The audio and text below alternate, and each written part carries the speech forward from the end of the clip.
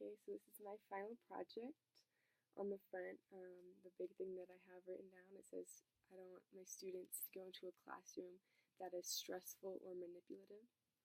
I don't want to feel like my students are coming into class every day stressed out about getting in trouble or getting their work done. I want them to feel comfortable because I feel like if they're comfortable, then they will be able to learn. They'll be able to learn better, and the environment will feel safe for them. Um, some of the other words I had listed on here were just well organized. I want a well organized classroom, and I want all my students to have to respect for each other. And I said I wanted a structured environment just to help make their learning the best it can be. Okay, and so then the next one is more about my philosophy for teaching, or like management for teaching. And I feel like I agreed the most with Marvin Marshall. His philosophy was high control, but he wants discipline without stress. So like sometimes I know that when we think of high control, we think of like super kind of scary teachers who take control of the class. Kids are afraid to speak because they're so afraid. But I think what I want to be is high control where my rules and expectations are extremely clear to the students. I want them to be clearly enforced, and I want my students to be aware of them. And then I just want there to be discipline, but I want my students to be just like I want my students to know that when they do not follow the rules, there will be consequences. But those consequences that I have laid out for them will be opportunities for them to reflect on the rule they have broken, or I want them to learn how to be better from their mistakes. That's a big thing I want to stress in my classroom is well controlled, but if there are times when it is out of control or there are students who are acting out, I want them to have the ability to change. And then I don't want the change that they have to make to be stressful for them. Okay, so the next thing I have is my page about democracy in the classroom. And a quote that I have on here that I really like is, teach children what to think and you limit them to your ideas. Teach children how to think and their ideas are unlimited, by Sandra Parks. That was a quote by Sandra Parks. And that's something I think is really, really important, that we don't feed children our ideas, but we show them how to think for themselves. And I think that's a big part of democracy in the classroom, is that we teach our students how to think and how to be members of a community and how to have their own opinions and how to just participate. And I had a few different ideas in my little foldable that we made of things that I want to do in my classroom. And I think some of them was, I want class meetings like we watched in those videos in class. I want class meetings about maybe once a week where the kids are able to all sit in a circle and we're all able to address how we feel about certain things in the class, or we're able to talk to each other about things that are bothering us. And I think that's really important for kids to be able to address their opinions and feel comfortable doing so in the classroom. I think it could be really helpful. And then another thing I want is I want a suggestion box in my classroom. Just a box where kids can anonymously put in little ideas for things they want to change in the classroom. And then I will let them know that I will seriously consider each suggestion in the box. And sometimes I know they could probably be silly, but if there's anything that I would really want to consider, I would have my kids vote on them. And so if most kids wanted it, then I'd try and implement whatever their suggestion was, and just to make the classroom better and to make them feel like they have a say in what happens in the classroom. I think that's very important for them to be able to feel like they can make choices and they can make a difference in the classroom. So I just feel like it's really important that my students' voices are heard. Okay, and my next page is my classroom rules and expectations. And I just think I wanted to make my rules very clear the first day. I want to have them on the wall. I want to state them first thing when the kids walk in. That's the first thing I want to do, is I want them to lay out the rules. And I know that throughout like the semester or the year, sometimes like the rules might kind of start to fade a little bit or kids might forget. And then I also want to make sure that if I start to notice that, that's when I want to repeat them.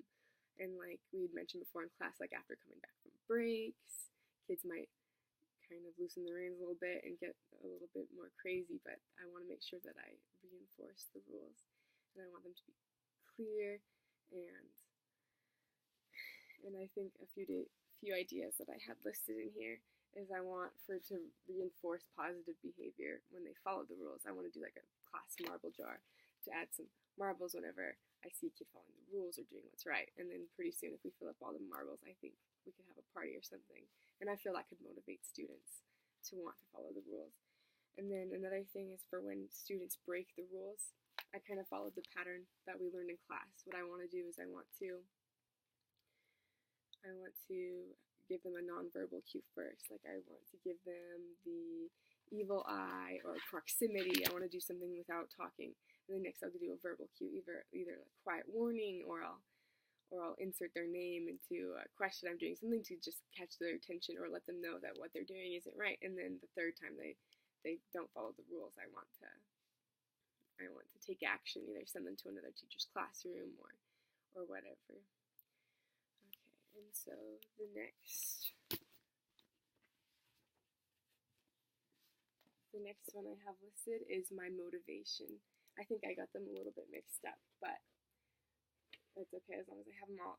My motivation, what I want for this is I really, really want to be able to transform kids, from being extrinsically motivated to intrinsically motivated. I think that it'll be important for me to start off extrinsically just because I feel like that's a way to get students' attention, get them to listen fast. But I do not want them to use that constantly. I kind of want to use it as a crutch until we move on to intrinsic motivation. And some of my ideas, I feel like one of the big things is like I remember always being extrinsically motivated to read in the classroom. And I remember like I would only read if my teacher gave me some sort of reward, and then the way I was able to switch that into intrinsic motivation for myself was that my teacher would let me pick out the books I wanted to read. And so that was so exciting to me, so I started to read because I wanted to. Or sometimes teachers, if you read a certain amount, they'd let you pick out a book from the library that you could have, and I'd be so excited to read because then I'd get to get another book to read. So it just like it started a love for reading, and I was able to move from extrinsic to intrinsic motivation quickly, and I think that's what I want for my students. Okay, and so the next one that I have on here is my intervention page.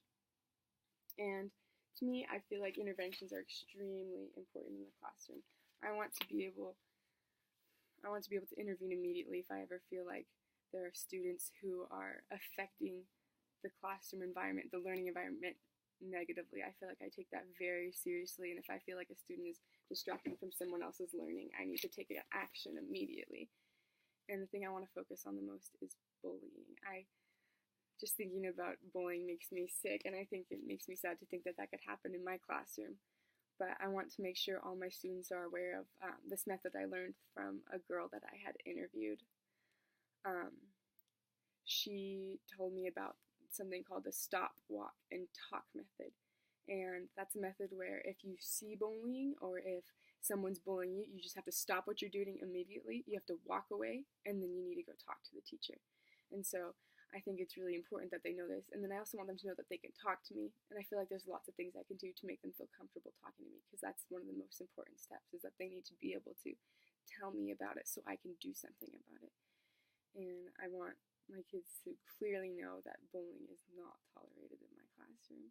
And if I see it happening, I feel like if I see it myself happening within the classroom, it's hard for me to know exactly what I do now, but I think what I would want to do is isolate, so make sure the kids aren't sitting next to each other anymore. It's kind of a hard thing for me to think about now because I can't even picture, but I would try and separate them, and I would have a personal talk with both students about what is happening. That's the best thing I could imagine right now. I know that there are more steps I should probably take in the future, but that's what I have so far. And then the last page. So many pages. Okay. The last one that I have is my classroom map. And so, here, put it closer so you can see it. And so, my biggest thing with my classroom map is I want all of my students facing the front desk. I think it's really important because I remember sometimes when my back was to the teacher, I wouldn't really pay attention because it was so hard to turn, and I was facing my friends in the little group thing. Like, I feel like we've all probably had that seating arrangement before. I remember it was so much harder for me to pay attention when I had to make sure I was all the way turned around. But it's so easy when you're facing the front, you're facing the teacher, and she can see your face at all times. So that's what I really want. I want them all facing the board, so it's easy to see. None of them have to turn or crane their necks to see. That is really important to me. And I also think it's really important that they are in groups of 2, or at least just like near others. So when I want them to discuss things, or whenever they have group work, they can all work together, because I think it's really important to interact with other students and work, because you get other ideas and it just helps them learn better. It's really important to me. And then we had brought up in class too, I also have a desk at the back, because I also feel like it's really important that sometimes kids have an escape if they're just having a really off day and they just can't be around other students. I know I've had days like that, and I think it's important that we give our students the chance to feel like they can just relax and be on their own and not be bothered by others. And there are a lot of other things I have in my classroom that I think are important, like a lot of space for moving around, and just pretty much everything that I think you'd need in a classroom, and a table at the back for centers. Just a lot of important things, I think, to make the best learning environment. And that's all I have in my thing, and that's it.